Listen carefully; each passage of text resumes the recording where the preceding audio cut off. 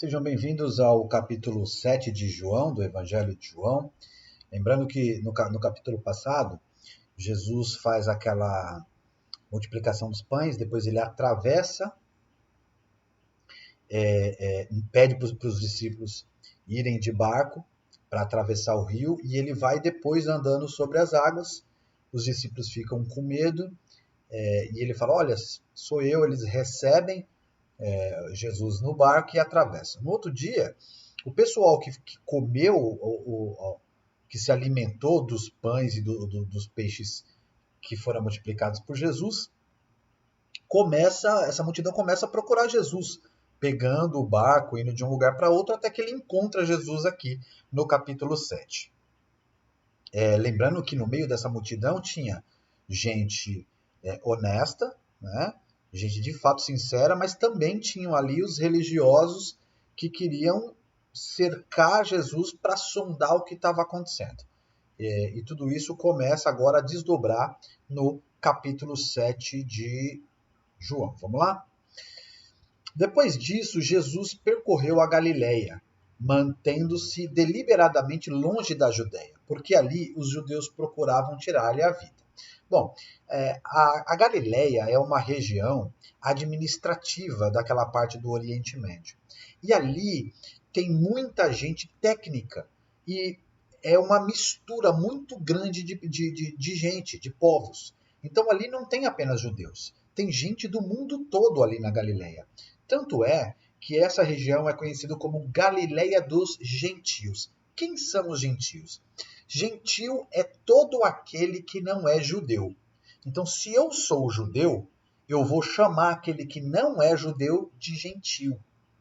Né? É uma maneira de falar, olha, ele não é da minha religião, ele não pertence a gente. Então, Galileia dos Gentios significa que naquela região existe uma mistura muito grande de povos que não são judeus. Existem duas maneiras de ser judeu.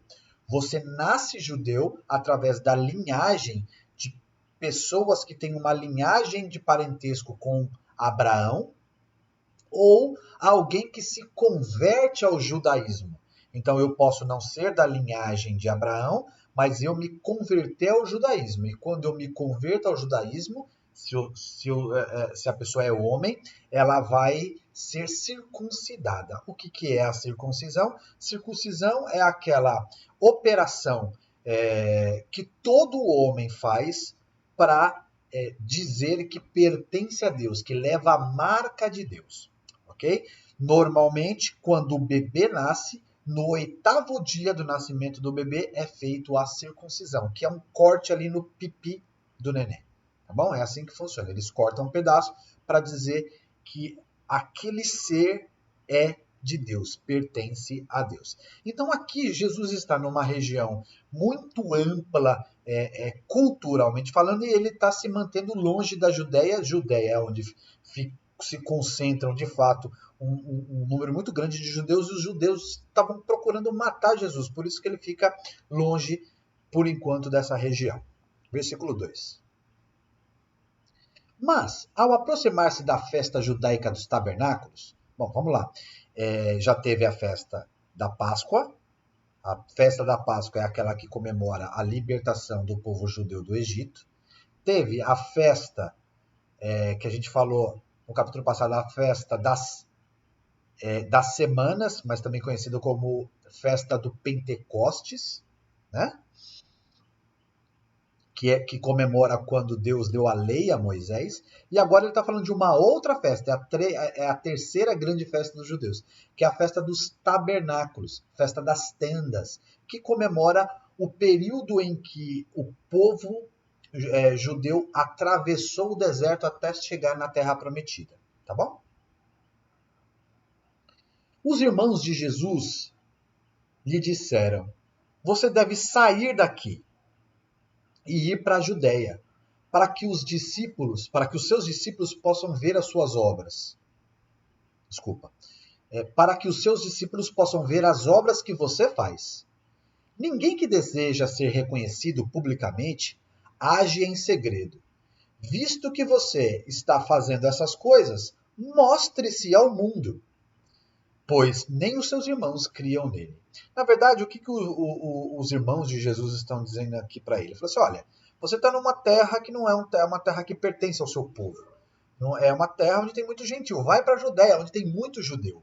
Né? Lá você vai continuar mostrando a sua obra. Já que você está fazendo grandes coisas, continua se mostrando para o seu povo. Porque lembra, no capítulo passado, Jesus fala sobre o tema da carne e do sangue dele. Foi um tema muito duro. Se você não leu o capítulo 6, não perca, porque não dá nem para você continuar com o mesmo espírito aqui se você não leu o capítulo 6.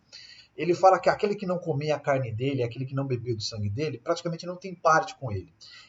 Como o povo judeu é muito literário, eles não entendem essa figura de linguagem, muitos discípulos deixaram de seguir a Jesus, pararam de seguir a Jesus depois desse discurso. E aqui, os irmãos de Jesus fazem essa alusão, olha, os teus discípulos pararam de te seguir, volta lá para a Judéia e mostra-se lá.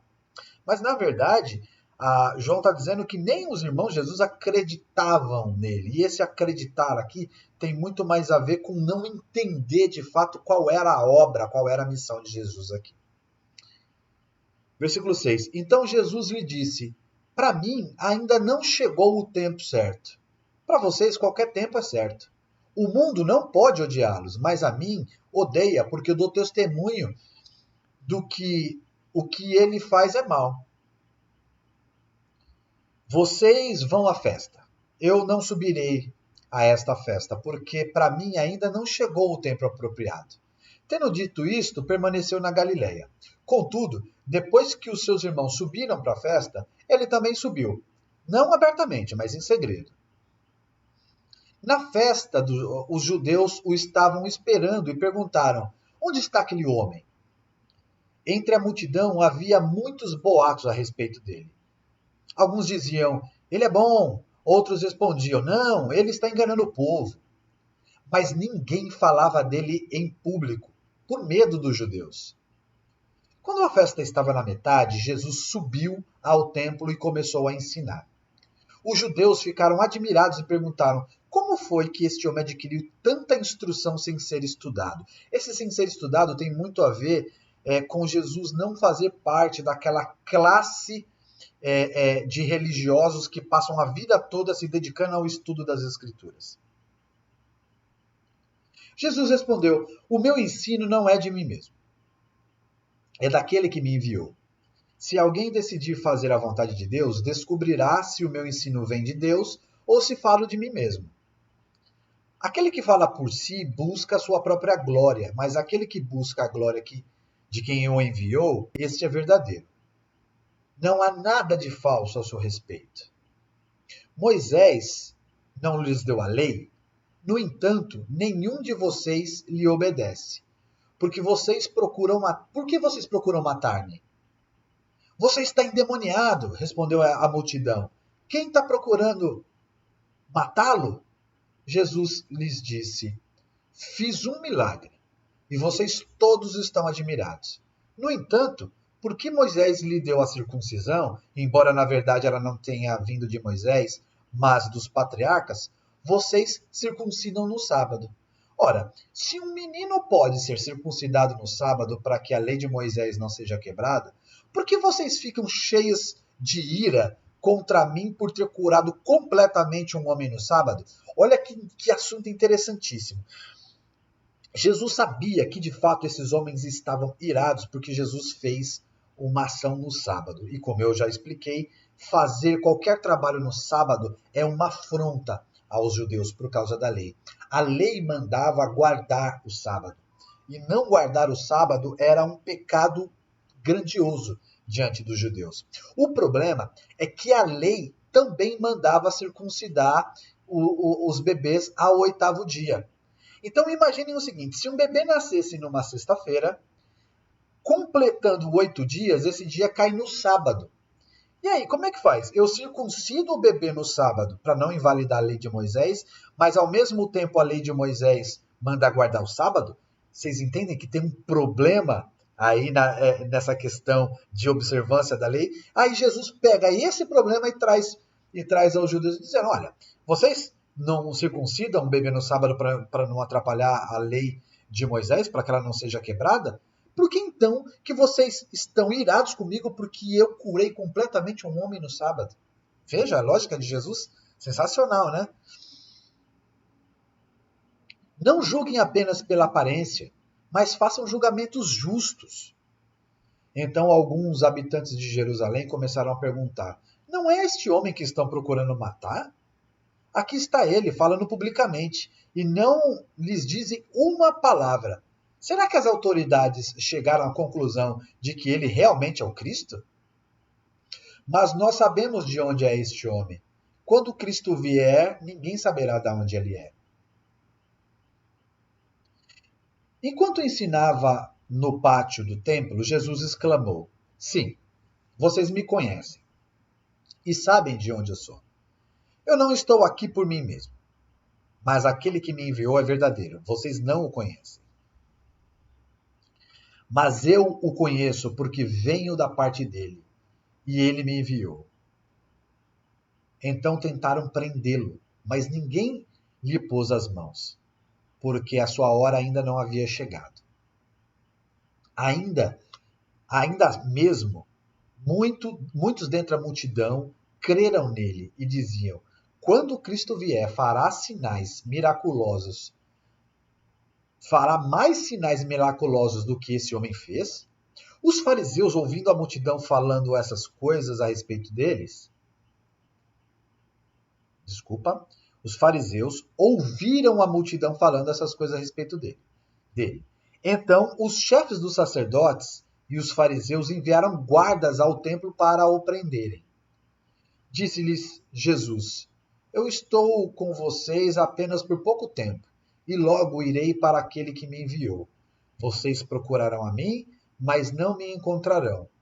Onde eu estou, vocês não podem vir. Veja que Jesus não falou assim: aonde eu estarei, vocês não podem ir. Ele falou assim: aonde eu estou, vocês não podem vir. Que tremendo isso, né? Que mistério guarda essa palavra. Será que Jesus estava dizendo alguma coisa como ele sendo Deus, e para Deus não existe tempo, não existe espaço? Né? Que coisa maravilhosa isso. Os judeus disseram uns aos outros: aonde pretende ir esse homem que não o possamos encontrar? Para onde vive o nosso povo, espalhado entre os gregos, a fim de ensiná-los? Quer dizer, os caras ficaram confusos com aquela afirmação de Jesus. Falaram: mas será que ele vai sair daqui, vai lá para a Grécia, vai lá para as regiões gregas, onde tem nosso povo lá? Será que ele vai ensinar o nosso povo lá? O que ele quis dizer quando falou: vocês procurarão a mim, mas não me encontrarão, e onde eu estou, vocês não podem vir? No último e mais importante dia da festa, Jesus levantou-se e disse em alta voz: se alguém tem sede, venha a mim e beba. Quem crer em mim, como diz a Escritura, do seu interior fluirão rios de águas vivas, de água viva. Ele estava se referindo ao Espírito, que mais tarde receberiam os que nele crescem. Até então o Espírito ainda não tinha sido dado, pois Jesus ainda não fora glorificado.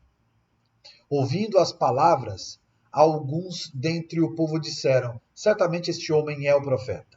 Outros disseram: ele é o Cristo. Ainda outros perguntaram: como pode o Cristo vir da Galileia? A Escritura não diz que o Cristo virá da descendência de Davi, da cidade de Belém, onde viveu Davi? Porque esse pessoal, irmãos, ainda não sabia que Jesus realmente tinha vindo de Belém.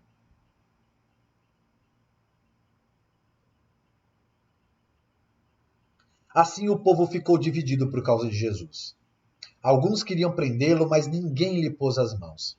Finalmente, os guardas do templo voltaram aos chefes dos sacerdotes e fariseus, os quais lhe perguntaram: por que vocês não o trouxeram? E aí os guardas disseram: ninguém jamais falou como este homem fala, declararam os guardas. Será que vocês também foram enganados? Perguntaram os fariseus. Por acaso alguém das autoridades ou dos fariseus creu nele? Não, mas só essa ralé que nada entende da lei é maldita.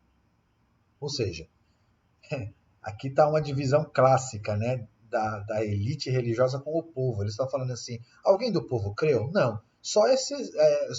alguém das autoridades ou dos fariseus acreditou nele? Não, só esse povo, só essa ralé que não entende nada da palavra, que é maldita, não entende nada e acaba acreditando. Veja só, né? Nicodemos, um deles, que antes tinha procurado Jesus, perguntou-lhes: a nossa lei condena alguém sem primeiro ouvi-lo para saber o que está fazendo? Eles responderam: você também é da Galileia? Verifique e descobrirá que da Galileia não surge profeta. Então cada um foi para sua casa. A coisa está esquentando, né, irmãos? Espero vocês no capítulo 8 de João. Até lá.